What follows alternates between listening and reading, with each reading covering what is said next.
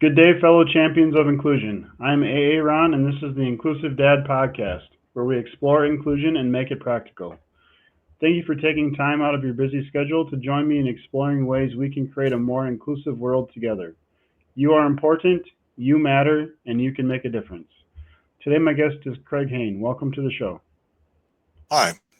Thank you, Aaron. Pleased Yeah, to be why here. don't you just start off by just telling me a little bit about yourself? Well, in a nutshell, I'm a math guy, and I've been learning math and applying math and teaching math for many, many decades. Right. And math has empowered me then to have a fantastic life, very exciting life.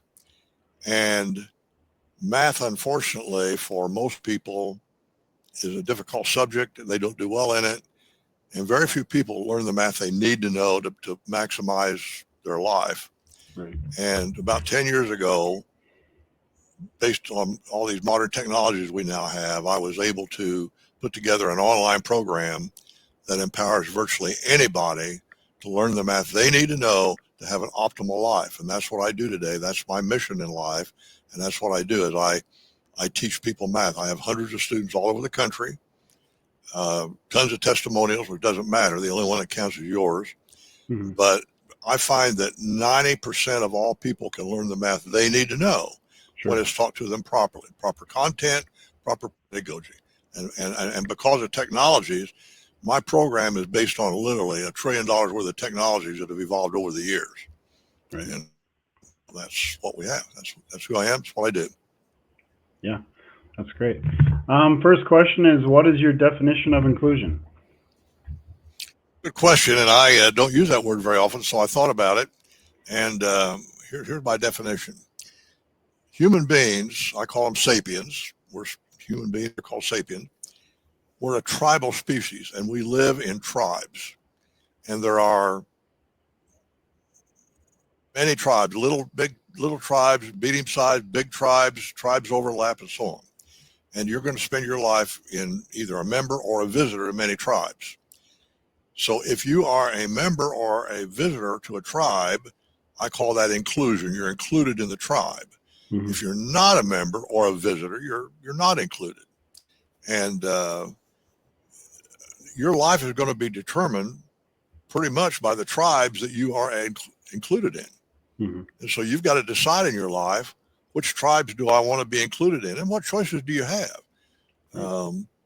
And that'll determine your life. And a lot of people have difficult choices to make about which tribe they want to join and be a member of, which tribe they don't want to be a member of.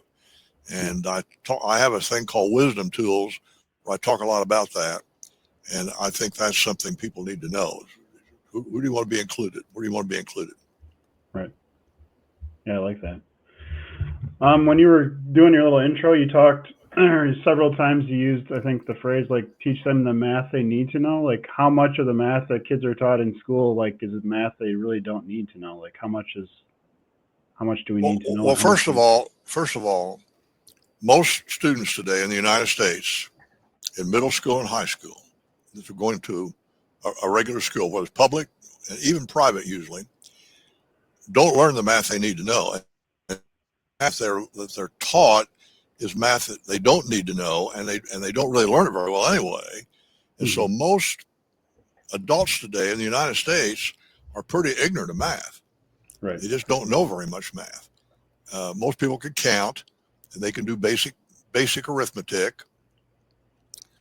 But do they know what they need to know in a technical field about geometry and trigonometry and how to use the math tools? Most of them don't because they're not taught. It's not their fault, by the way, and it's not even the math teacher's fault. I've written books on this to explain why this is. And so if somebody wants to really know the details on it, they can go to my website and download some of the books I've written. You can buy them on Amazon, but you can also get free PDF copies on my website. Okay. And it'll explain in great detail why that situation is. Right. Let me give you an example. Sure. How much math do you know yourself? How much have you learned?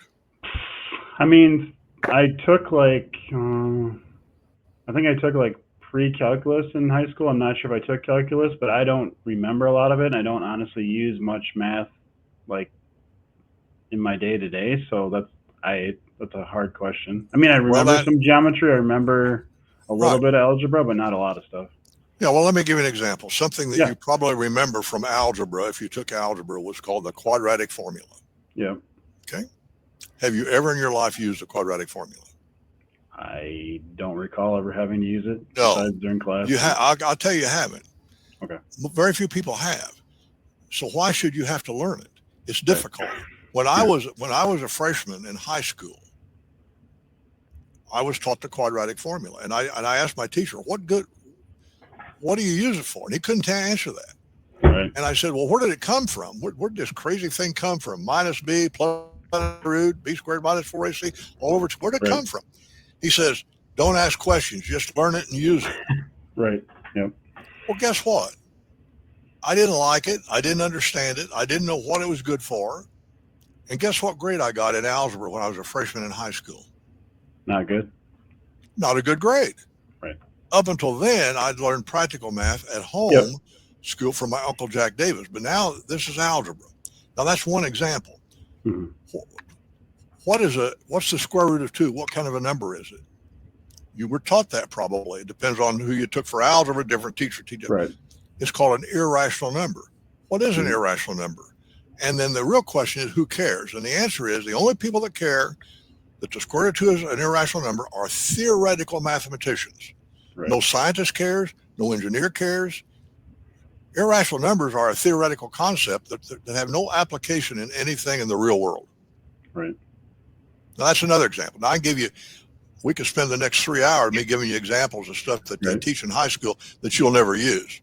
Yeah. So when I teach students math, I teach them the math that they can use in the practical world. Right. Now, the next thing is you've learned manual calculations. And back in the old days, that was the only way you could do it. Yep. How do you multiply 2 big numbers together?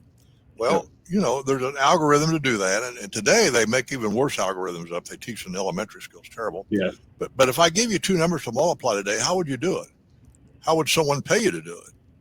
And the answer is you take a calculator. Yep. What's 327 times 658? Yep. Well, the answer is, if I can read this right, 215,166. But the point is, I get it on the calculator. Yep. How long would it take you to do it manually? Now, the division is even worse. Yep. Taking square roots is even worse. You get square roots, by the way, when you're doing applied math. That's even worse. This calculator makes it easy. Yeah. Do you know how much this calculator? This is TI-30XA, scientific calculator.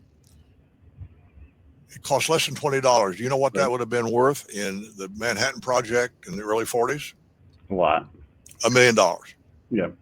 Because this does things with arithmetic that manually are very difficult to do, if possible at all. Yep. And it does them. Now, do you know what school teaches this? I've never seen it in a book. Right. They talk about them. There's 50 things this calculator will do, and there's only less than 20 of them you'll ever use. Yeah. So what I do is I teach my students how to use the things on this calculator that they'll use. You know how long it takes to master this calculator, the things you'll need to know on it? About 2 weeks. Mm-hmm. 16 lessons. And you'll know what you need to know about it. Mm-hmm. And it's a fantastic thing. Right. You know, when the first scientific calculator came out was in 1972. It was the HP 35. I was teaching at an engineering school when that happened. And I was teaching advanced theoretical math, but this calculator came out. We used to use log tables and trig tables and slide rules back then. Yep. Do you know how much the first calculator cost? The HP 35, Hewlett Packard 35. How much it cost in 1972 in today's dollars? Oh, 2,000? 2,500. Good guess. 2,500. With $395 in 1972 dollars. Mm-hmm. Professors couldn't afford it, but some of the students did. They had money. And when I saw one for the first time, a student had one. I said, what is it? He showed it to me. I said, this revolutionizes how you do arithmetic. Forget slide rules now. Forget log tables and trig tables. This does it. And it did. Now, Hewlett Packard thought they'd sell 10,000 of them. Then that first year they sold 100,000. So then they lowered the price to $195 from $395. Then Texas Instruments came out with a better calculator for under $100. Mm-hmm. And then it just went on from there. And today, this TI-30XA is just a fantastic scientific calculator. It's less than $20. Right. And by the way, in the 90s, they came out with graphing calculators that will do a lot more than this. And they still have them today. You can still buy them. But guess what? All graphing calculators are obsolete now. Don't ever spend any more money on a calculator than this one. Do you know why? Cell phone? I doubt if you do. Pardon me? No. Your cell phone can do some stuff? Yeah, well, in a sense, that's true. But the real tool is, in 2009, a tool was introduced to the world that revolutionizes the way you do STEM math. Trigonometry at a deep level, matrices, calculus, differential equations. Right. The tool came out in 2009 that revolutionized it. The name of the tool is Wolfram Alpha. Now, in my advanced math, I teach the practical math with the calculator. Then I teach the advanced math for science and engineers, and I use that tool. And instead of taking 2 years to learn calculus, it's very, very difficult. You can do it in one semester, and it's very easy. Wow. Because of that tool. Okay. Guess what the schools are still teaching? The old manual tools. Calculus with the old manual tools is very difficult. Very difficult. With the modern tool, it's very easy. Yeah. And so that's what I do in my online program. So I have a 6-tier program. It starts with practical math that anybody can learn, and I would say almost everybody should learn that. Yeah. Algebra, practical geometry, practical trigonometry, those 3 subjects, 1 semester for most kids. So I think you said the first scientific calculator came out in 72. I mean, I'll be 48 in April. I mean, so when I went through school, we couldn't use calculators I had a calculator in high school. Why did it take so long for school to let you use calculators, or do you have any idea why they're not? Yes, I do, and I explain it in my book. Okay. Money, honey. Money. If you've got a textbook that teaches certain subjects, and you're making a lot of money with it, right? And all the math educators by the way, the math teachers are victims just like the students are. Yeah. I've got a book now today that you can get for free on my website. How and Why Public School Math is Destroying the USA. Okay? Mm-hmm. And I explain everything you're talking about in what happened. The math educators, they call themselves that. Math educators. They write the textbooks, they make up the tests. The SAT and the ACT tests are obsolete and they prove nothing. Believe me. And I'll argue that with anybody, and I explain it in the book. Mm-hmm. And so they don't want to change because they want to continue selling their books. When I teach the practical math program, which is the first 2 tiers of my program, practical algebra, geometry, and trig, there's no textbook to use. I use notes and exercises and tutorial videos. Sure. The tutorial videos come off of Amazon Web Services. Do you know how much it costs for me to deliver you a 10-minute tutorial video that you can watch anytime, 24/7, back it up, go forward? Do you know how much it costs me to do that thanks to Amazon? Not much. Maybe a penny, right, or less. Mm-hmm. Now, if you hire me as a tutor, what's it going to cost you for me to sit there and tutor your child live? I mean, at least $50 to $100 an hour, probably. There you go. Mm-hmm. Just to get a decent tutor. Now, on top of that, can the child control the tutor and say, back up and do that again, do that again, do that again? Yeah. No. With my tutorial videos, the student's in control.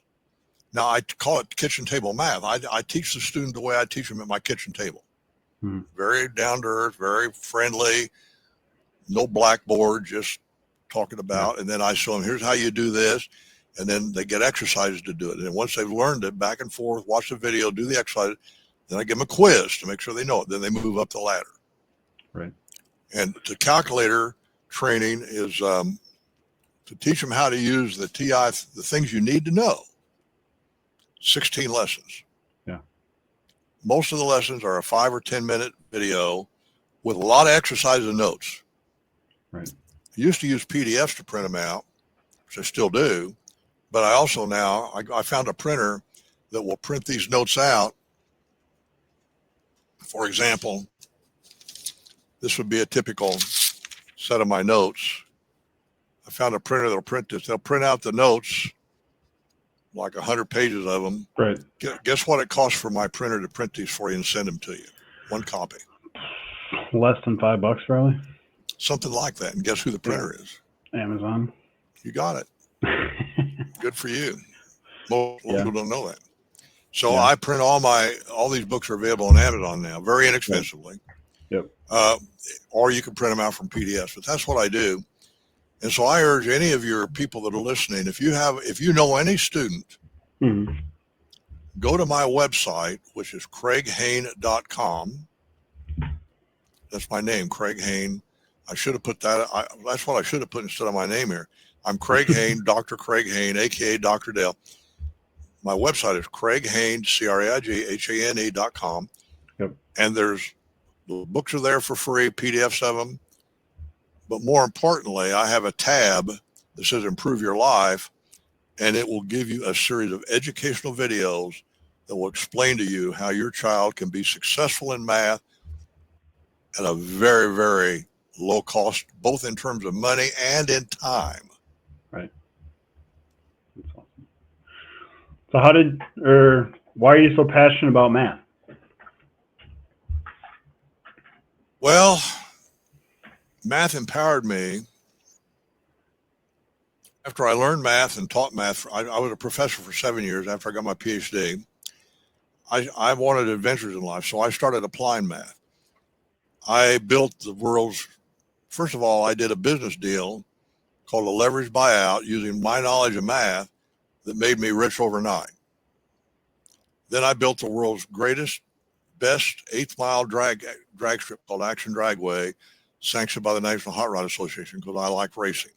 Then I did an H&H Racing gasoline company, had sold gasoline all over the country. Then I developed what's called the Dynabrain. Now, math empowered me to do this.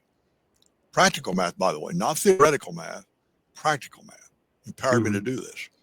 And when I had the drag strip, of course, you're probably not old enough to remember them, but the most famous drag racers of that day were people like Grumpy Jenkins and Big Daddy Don Garlits. Yep. They all raced at my track. I knew all those guys. Then I developed what's called the Dynabrain for testing racing engines on water brake dynamometers. And my customers there were NASCAR guys. And my number one customer was Australian Racing. Now, do you know anything about NASCAR racing?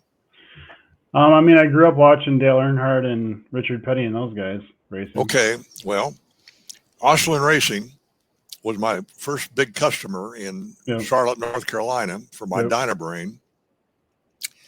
And one day I'm talking to Roland Wolotka, who's the general manager, and we're out back. There's a huge place they've got there in Charlotte, a big place.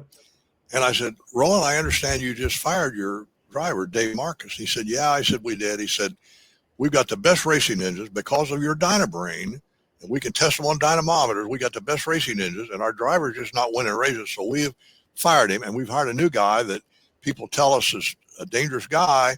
No one will hire him, but we're going to try him out. Really? Okay.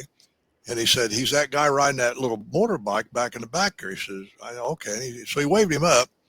Guy comes up on his bike. He said, I want you to meet Craig Hane, who is the guy that we bought the Dynabrain from. He's the Dynabrain guy. He's the reason we have the best racing engines. You're going to have the best racing engines out there. Craig, I want you to meet our new driver, Dale Earnhardt. What? Dale Earnhardt. That's crazy. I met Dale before he ran his first NASCAR race. Wow. That first year, he only ran 5 races because it was near the end of the year. The next year, he ran Rookie of the Year. The year after that, he won Grand National Championship because he's the crazy great driver. But he had the best engine thanks to my Dynabrain. If it wasn't for the Dynabrain, you never heard of Dale Earnhardt. Interesting. Yeah, No one else would hire him. Osterlund Racing hired him because, see, Rod Osterlund was from California. He was a real estate guy. I never met Rod. Sure. His general manager was Roland Wolodka. Now, I knew Richard Petty and Cale Yarborough and Darrell Waltrip and all those guys. I knew all those guys. Yeah. Junior Johnson was quite a character. Yeah, I've gone and watched an all-star race in Charlotte, and last April we went down, my partner and I, we drove down to Talladega and watched the April Talladega race because I was wanted to be there. You've actually seen more NASCAR races than I have, because I've only been to one in my life. I went to one in Charlotte because that's where I was. Yep. And they gave me a pit pass where I could go anywhere. Yeah. And I got one of my guys that worked for me with me, a guy named Ray. And we're walking around the pits talking to everybody. Yep. And there's this limousine that drives out through a gate out into the grass between the racetrack and the pits. Right. And parks. And Ray said, "Do you think we could get out there?" I said, "Well, we got this pass. We're supposed to be able to go anywhere." So we went, and I walked out there, and there's a movie star standing by outside the limousine, Ephraim Zimbalist Jr. Remember him? Movie star, Ephraim Zimbalist Jr. Well, he's a famous movie star in that day. Sure. And there's a guy standing next to him that I knew who he was, though, because I'd been watching on TV. This is where he became famous. He was famous down in Charlotte. Jim Baker. Remember Jim Baker? The televangelist? Yes. Okay. Yeah. And I looked down in the car, and there was this woman in the car that was all made up, and I thought she was like Tammy. It turned out it was Tammy Faye, but that was before she was famous. I didn't know who she was. Right. I thought she was a girlfriend they brought along in the car. I've not heard the name Jim Baker or Tammy Faye Baker in quite some time. That was a while ago. And he's still around. He's down in. He got out of jail. He's down in Branson, Tennessee. Last I heard, I don't know. Yeah. So I didn't. But anyway, and I have got stories like that now. Then later years, what I did then, by the way, I couldn't make the Dynabrain because they quit making the microprocessor went into it. Okay. Intel made, and I couldn't make it. So I started a training company called Hane Industrial Training. And what I started doing then in 1980, I started training technicians all over the world, all over the United States, I should say, not the world, and Canada, in technical subjects. Now, it turns out in any technical subject, hydraulics, pneumatics, fluid power, rigging, electronics, whatever, you've got to know some practical math to learn the technology. Okay. And what made us successful is we would teach them the practical math, then would teach them the technology. Sure. And we went from 35,000 in sales in 1980 to 3 million in sales in the year 2000. Wow. And during that time then, I made a lot of money and I traveled the world. Yep. It gave me the freedom. So I've been all over the world, not everywhere, but I've been a lot of places, and everywhere I wanted to go. And I had customers all over the country, and so I had a motor home that I would go and take my equipment with me to deliver the training. I had a lot of instructors also, and one of the most fun places was out in the middle of Vancouver Island. There's a pulp and paper plant out there, and I trained out there. Have you ever been to Victoria in Vancouver? No. It's a fantastic place. You ought to go sometime. Sure. Place to visit. I did training all up and down the West Coast at different military bases and so on. Sure. Anyway, enough of that. So mathematics has empowered me to do all sorts of things in life. And I'm talking practical math now. The theory is fine and dandy. I enjoy math theory, but most people don't care about it. And I don't teach the theory unless somebody wants to know about it. And that's rare people. I know all about the theory. Well, not all about. I know a lot about math theory. Yeah. Math's a huge subject, by the way. It's like music. Think of music. Yeah. And I just teach the practical math that people will use. And whether you're going to do carpentry or landscaping or plumbing or electrical or whatever, you need practical math. And that's what I teach in my program. So you talked about like having a drag track or stuff involved with NASCAR, and I mean, I think of those subjects, I don't think of like, wow, there's math involved. Can you like explain like how practical math like helped you in like with the drag track and with like your Dynabrain for NASCAR? Well, you look, when you build a drag strip, you've got you got to build a tower, you got to build the strip itself, you got to put in all sorts of things. And I use math for all that. You have to use how long is something. Here's what you need to know about math when you're doing how long is something, what is the area of something, what is the volume of something, and what are the angles. That's why you need trigonometry, angles. Right. Yep. You need to use those three subjects. You need to be able to answer, how long should this be? What should be the area? You're studying hydraulics. What's the area of the annulus in the piston? You don't even know what an annulus is, but it's a trivial thing to learn. Right. You got a big circle, and inside concentric is a little circle, and in between them is called the annulus. What's the area? It's trivial once you learn it, but if you don't know, it's a mystery. Yeah. Math is like that. If you don't understand something, it's like a great mystery. Once you understand it, it's like, oh, it's trivial. Yeah.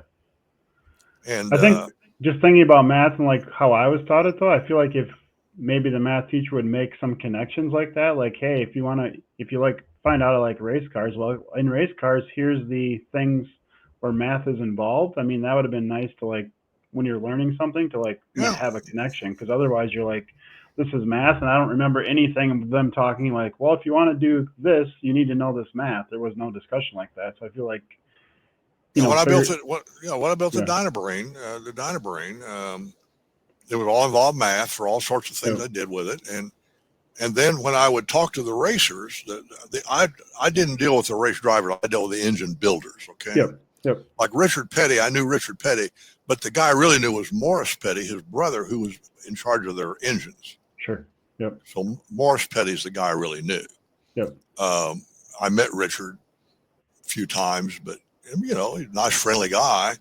And the same was true of Cale Yarborough and Darrell Waltrip and all those guys. I knew the engine builders. Yep. Anyway, they would be asking me questions about their engines. Well, how do I do this? And it's math, basic practical math to calculate things. And I would tell them. And pretty soon I was famous among the engine builders because I could solve problems for them they couldn't solve. And it was just practical math. Right. Yeah. And then they would always want me to tell them what the other guy was doing. I wouldn't do that. I said, no. So they knew. Right. Richard, Morris Petty wanted to know, what is Royal Lockett doing? I won't. No. Yeah. I will help you solve your problems, but I'm not going to tell you what the other guy's doing. Yeah. I'm very careful about that because that's true. Yeah. They had secrets, and they all. And by the way, they all cheated. So I was thinking of a question to ask you because when I was really young, and my family, they had a welding shop, so a couple of my uncles raced on small tracks around here, and I've heard stories of how they took the rule book and figured out ways to push stuff. So I was thinking of a good question to ask you on how, if any of the NASCAR guys like pushed rules or bent them and stuff. So they all cheated. Everybody cheated. Everybody cheated. Yeah. And how to get away with this and that and the other. And AJ Foyt. I knew AJ Foyt. I sponsored him in a race one time. He was a 500-mile driver, but he ran. I was in Terre Haute, Indiana when all this happened. That's where I taught math, was at Rose-Hulman Institute of Technology in Indiana State. And that's where I built the drag strip, was in Terre Haute, Indiana. Yep. And there was an action track there, the quarter-mile dirt track there. And they had the Foyt McCluskey Classic, and I sponsored AJ and got to know him because, casually. Yep. Very nice, down-to-earth guy. And he did something in NASCAR. I know, he used nitrous oxide. That was one of the ways they cheat. They used nitrous oxide. That was one way of cheating. Yep. And I had a racing gasoline company called H&H Racing Gasoline. My partner was the fuel consultant for the National Hot Rod Association, because people would always put stuff in the gasoline to raise the octane, make it more powerful. And so we had to keep them from doing that. It was, so everybody, it's almost like who in business doesn't cheat? Right. Now, it depends on what the law is. Is it cheating or not cheating? And you try to, how do I get around? How do I avoid this tax? How do I avoid this? How do I do that? Everybody does that. Yep. I always made a rule in my life. I would never do anything that would put me in jail. That was my one rule. So far, successful. That's funny you bring up the nitrous thing. One of the stories I have heard involved like nitrous and how to bore in places and run pipes and stuff so it wouldn't they couldn't find it unless you ran it and there was ice on the engine block or something because there's lots of ways to cheat with nitrous, and they'd figure out all sorts of clever ways to cheat, and but also gear ratios and weight, and there's all kind of rules they had for the cars, and there was just all sorts of ways to cheat. Yeah, for sure. What is like your ultimate vision for future of math education, and how can schools, parents, and students contribute to this mission? Today, if you go to my website and click on the Improve Your Life tab, there's a video there that will explain that. Okay. And then it leads you to a bunch of other videos. And in about 2 to 3 hours, anybody can learn what they need to do for their student to be successful with math.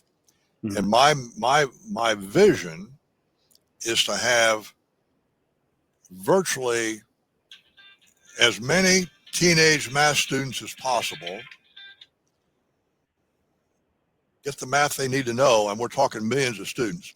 If we could go out today and take 1 million students that have not learned math, but due to no fault of their own, right, because of the system, and they learn the math they need to know, our economy would improve dramatically, because there are literally, I don't know the number, but they claim there's 1 million jobs they can't fill because they can't get people who can do the job. Right. The new technologies are phenomenal. Now, the new technologies are going to revolutionize the world we live in are the AI technologies. Yep. Well, this is a form of AI, this calculator, meaning augmented intelligence. This calculator makes you more capable. You mentioned earlier the smartphone. The smartphone is fantastic augmented intelligence, and they're getting more powerful all the time. And so what you're going to do is learn to learn, because you're going to have to learn to use the AI tools for whatever job you're doing. Chat GDP, there's a whole bunch of AI tools out there today. Yep. And so I say, if you learn the practical math, that's going to teach you how to learn. It's going to give you the self-confidence you can learn. Then you can start applying that to other things you're learning. And today, I believe there will be tremendous, well-paying jobs if you can use the tools to do them. Right. And the beginning place, math is what I call God's language. It's universal language.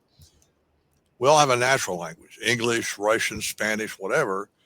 Math is the same for everybody worldwide. Math is math, right? Right. And so I believe that my mission for the United States is to train at least 1 million young adults the math that they need to pursue a successful technical career that otherwise wouldn't have learned it. Math is the barrier for most technical careers. When I would teach hydraulics, they'd come in, and I'm talking now skilled tradesmen that are working for Ford and GM and military bases and so on. They'd come in, and they didn't know the math they needed. So I teach them the math first, just enough, then I could teach them the hydraulics. And so you can't learn a technical field today if you don't know the math. Let me give you an example. Margie Abbott, who works with us with homeschool, most of our students have been homeschoolers. She had a son who was in the military for career. He got wounded in, I think, Afghanistan somewhere, and out of the military because he was wounded. He came back, and he was now in his 20s, and he wanted to be going into welding. So he went to a welding school, and they couldn't pass the test to get into it. So he told his mom, he says, I can't do the math to get into this welding school. Been through high school, okay? So she heard about me, and she came to me. She said, do you think you could teach him the math? I said, well, I think so. Let's try and see. He took my math program, what I'm talking about, practical math. Took him about 3 months to do it. Right. Passed the welding test, got into the School of Flying Colors, became a welder, and now he has a welding business. He's now evolved into a bigger business, very successful. And he will tell you right up front, if it hadn't have been for Dr. Del's practical math, I never could have done it. Right. Now, that's one story, but there can be 1 million stories like it. Yeah. he had to figure out how to pass the math to get to that next into the class to have the career. So well, that's cool. Very true in the military. I tell people when you go through my first 2 tiers, which is a practical math, you're now going to be able to get into the military and do well on their tests. You're going to be able to get into tech schools because it's always a practical math that they'll give you the test on it. And if you don't know it, then you flunk the test. I learned that when I was, I graduated from Oberlin College in 1960. Mm-hmm. And I taught high school for 1 full year, all 4 classes. It was a small school in Ohio, Wakeman, Ohio. And I taught all 4 grades of math. So I really knew high school math really well because I'd been tutoring it for many years, and I taught it for that year. Yep. And I decided I wanted to go into the Air Force. I'm colorblind, but I could have been a intelligence officer, they call it. Sure. Anyway, I went to Rantoul, Illinois, to the Chanute Air Force Base, and they gave us a test. And I'd been out there before with somebody drinking, and I was about half drunk and hungover, and I took the test. And the sergeant called us in 3 at a time to show us how on the test. And the other 2 guys had barely passed it. He came to me and he says, "I really want to score this high on the test." He was mind blowing. And it was all just high school practical math. Right. Yeah. Wasn't theory. This was before I went to grad school. Later, I went to grad school and got a PhD in theoretical math. And I know a lot of theoretical math. I could sit here all day long and talk to you about topology and Hilbert spaces and functional analysis and all that, Gödel's theorem, blah, blah, blah, blah, blah. You don't care about any of that. No. So you haven't heard me talk about that, have you? No.